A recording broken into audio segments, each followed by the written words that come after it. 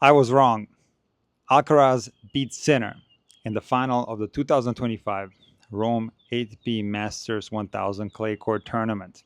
Prior to the clay court season, I thought that Alcaraz had the opportunity to go on a clay court rampage Rafa style, and he's close to doing it. If it wasn't for that Barcelona final where he lost to Rune, he had a legitimate chance to do a clay court season like Rafa did many times back in the day.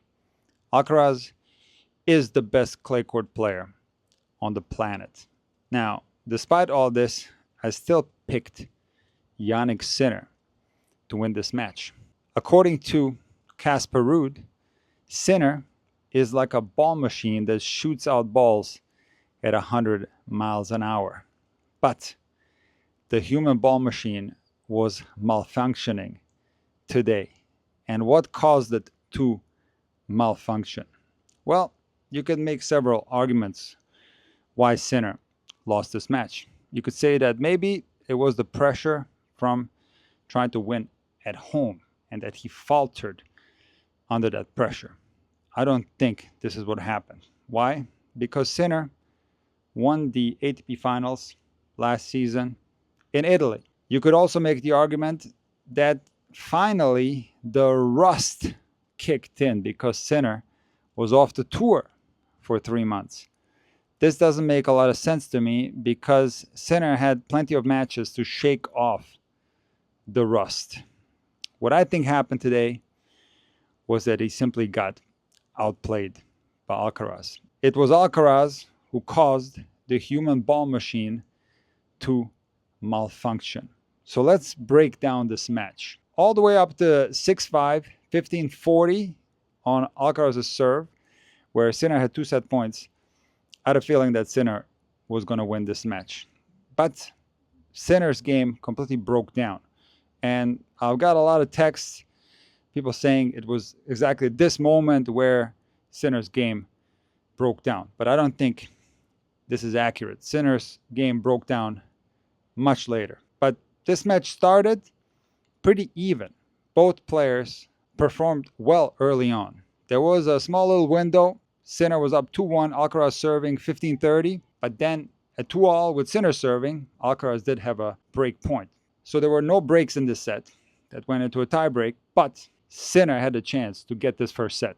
And Alcaraz was serving down 15-40, hit a first serve into the Sinner forehand. And when I saw Sinner hit that forehand return into the net, I started worrying a little bit. I thought that Sinner would make Alcaraz play on that particular shot. Then on the next set point, 30-40, it was a longer exchange. And Alcaraz gave Sinner one of many loopier balls, so a heavy ball that was a little bit higher. And Sinner, when he plays Alcaraz generally, but especially today, had to hit a lot of these jump backhands that Sinner does like to hit, but he hit more of them today than I've probably ever seen. And the interesting thing is that when Sinner hits this jumping two-handed backhand, where he basically plants with his front foot, gets up into the air, and then makes contact, he usually redirects that ball cross court. He will only go down the line when he's inside the court. So on a crucial point, with Sinner serving at 3-all, 30-all, he got a shorter ball, and he did that jumping two-handed backhand that I saw for the first time from Marcelo Rios, but then many other players like Safin were executing this shot successfully. This is not a shot that normal humans should attempt because there's a high risk. You're much better off not jumping into your shots. But in any case, on that particular ball, 3-all, 30-all, Sinner serving, huge point. Sinner gets a shorter ball, does a jumping backhand, hits the winner down the line. However, on set point, Alcaraz serving 30-40. Alcaraz gives him that heavy, high ball to the backhand. Sinner is well behind the baseline, and he decides to do a jumping backhand, but goes down the line and sprays it way wide. This is the moment in the match where I changed my mind. I wasn't so sure that Sinner was going to win that one because those 2 points that he played were poor. And they were low percentage, poor shot selection, if you will. Now, Sinner didn't go away after this point, but now started a series of events that led to the Sinner breakdown. So Sinner was fighting really hard in this game that went over deuce several times, and he now started missing balls by just a little bit. These balls were so close that watching it on TV, you weren't sure whether the ball was in or out, and it showed it being out like this. And Sinner hit a lot of these type of balls.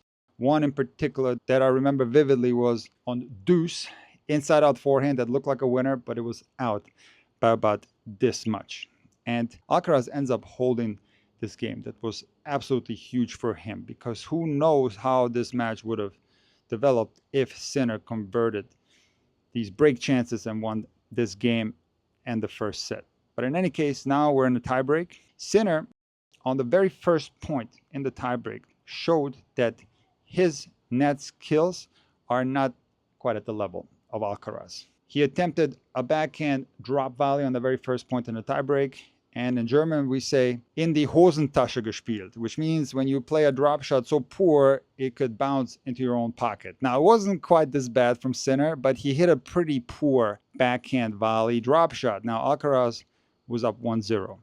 And I've talked ad nauseum about the Alcaraz serve, so much that I don't really want to talk about it anymore because I did a lot of videos, but there's been a lot of serve changes. And I'm fascinated when professional players alter their technique. And last year, prior to the French Open, Alcaraz changed his serve technique from an abbreviated style to more of a lag serve. And as I said in that particular video, I loved this change for Alcaraz. It did improve his service motion, made it more continuous, but he still had a late coil on his serve. So when he got into that trophy phase, the elbow would drift into a coil, which is not optimal by any means. However, earlier this year, he changed his serve again and got completely rid of this problem. And if you just look at the Alcaraz serve stats, it's hard to see a lot of improvement. But today's match against Sinner was the first time where I saw that the Alcaraz serve is getting a lot better. And I'm not talking only about his first serve, because once he got that mini break in a tiebreak, he served 2 consecutive aces and went up 3-0. But what troubled Sinner today a lot was actually the second serve of Alcaraz, which was often a kick to the backhand, especially on the ad side. And Sinner had a very difficult time with that particular serve. He tried taking it early, and maybe 3 years ago or so, I made a video where I advised players to not take the risk of taking a kick serve early, because it's very difficult to return well that way. And this is especially true on the clay courts where the bounce is inconsistent. You are better off giving yourself a little bit more time and ripping the two-handed backhand from further back. So the fact that Sinner on many occasions tried to take the kick serve of Alcaraz early actually made his two-handed backhand return more defensive, because he wasn't timing it well. And there were so many instances where Carlos Alcaraz would kick that second serve and he would dictate with the first ball after the serve. Now, this tiebreak did get a lot more complicated. And remember, I talked about after Sinner didn't convert on those set points, there was a series of unfortunate events in this match for Sinner. Sinner fights back in this tiebreak. Down set point with Alcaraz serving at 6-4, Sinner saves set point, and now it's 6-5, Sinner serving. However, Alcaraz with an incredible point, very similar to the match point actually. It's a drop shot, closes in, hits a volley into the open court, and gets that first set 7-6. Now, Sinner didn't go away after losing this first set. He really wanted to start strong in the second, which he did. On Alcaraz's serve, he had love 30. Big window to get the break and change the momentum in this match. But again, ever since he didn't convert to those set points, I'm not going to say that Alcaraz was lucky, but a lot of things went in Alcaraz's favor. There was one point in that very first game where it was Alcaraz serving 15-30, where Alcaraz hit the ball with a very sharp cross-court angle that sent Sinner into the stands almost, and the ball hit the line. So everything was going Alcaraz's way. So Alcaraz is now up 1-0, and he gets the break right away, playing absolutely incredible tennis. He's varying his shots. He's utilizing different heights over the net. He's playing incredible defense, and not only turning defense into offense, but also saving a lot of balls and making Sinner hit the extra shot, hitting incredible lobs where Sinner was missing overheads. And now it's 2-0 Alcaraz, 40-15 Alcaraz serving. And this next point broke Sinner. A long rally, Alcaraz puts up a two-handed backhand moonball into the Sinner backhand corner. Sinner, of course, when he gets the high ball from Alcaraz, he does that jumping backhand. This time he redirects it cross court.